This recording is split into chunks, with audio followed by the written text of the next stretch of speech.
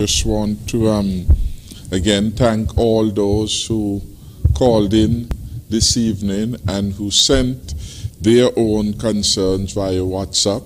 I believe that this has been another very productive program, and I want to thank all the participants. Those who called from off island, your call was much appreciated, as was the calls from those who called within the Federation of St. Kitts and Nevis.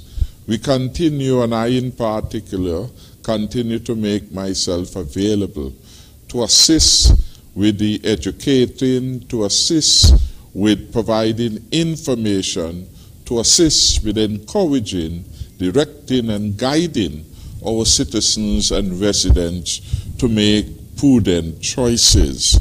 And this evening we discuss the matter of COVID-19, its implication on the opening up more fully of our borders on the 31st of October.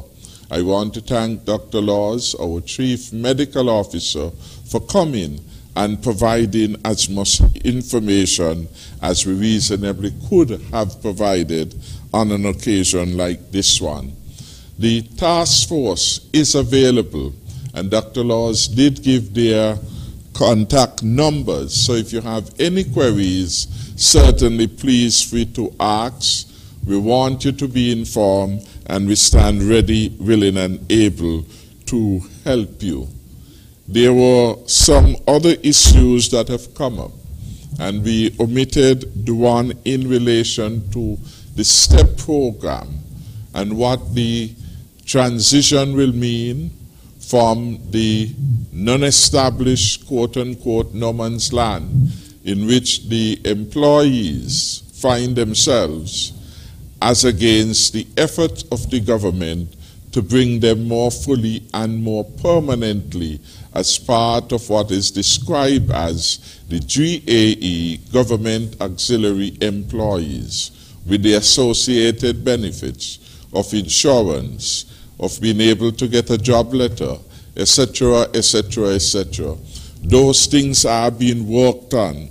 We set up a committee headed by Mr. Levi Bradshaw, the Accountant General, and comprising other civil servants to attempt to provide the necessary guidance for the most effective implementation of the policy mandate of the government.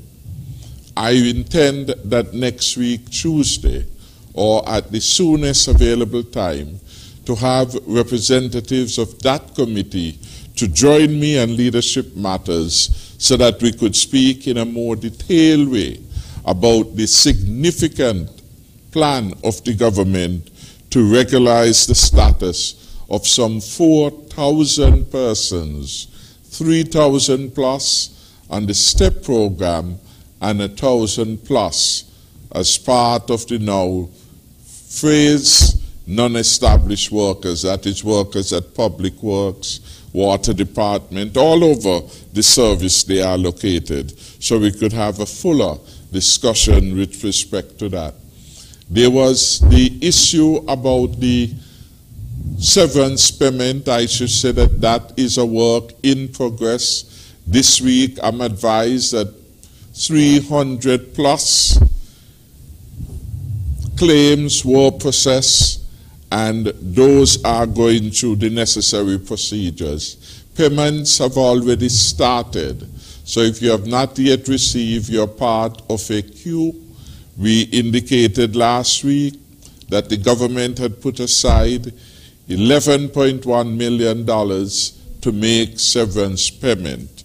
So it will just be a matter of timing. I will ensure next week, Tuesday, we provide information about those companies, those employees to whom payments would have been made. That is the entity with which they work or from which they were severed, so that you can get an idea where you are in the queue.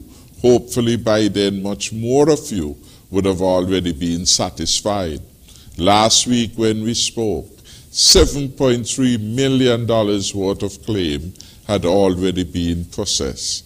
And this week, a further number had advanced. So we will continue to work to make things right for the people of St. Kitts and Nevis. And we want to encourage you to be at your very best. The very best means to be sensitive about those less fortunate in our midst. Some persons have managed, for example, to be getting their stimulus and still to be on STEP or some other program. Right now, we are rationalizing the programs. One, to ensure that we are able to help each person genuinely in need for as long as COVID-19 is with us. And so we are going to be rationalizing the programs during the course of this month, ensuring that those who are getting twice and 3 times across different government support, that situation is unfair, and we will bring it to an end for the benefit of a larger proportion of persons being able to benefit. Thanks again for your support. Thanks for your prayers and well wishes. We shall continue to work hard to deliver on the commitment for the stronger and safer future. Thank you very much.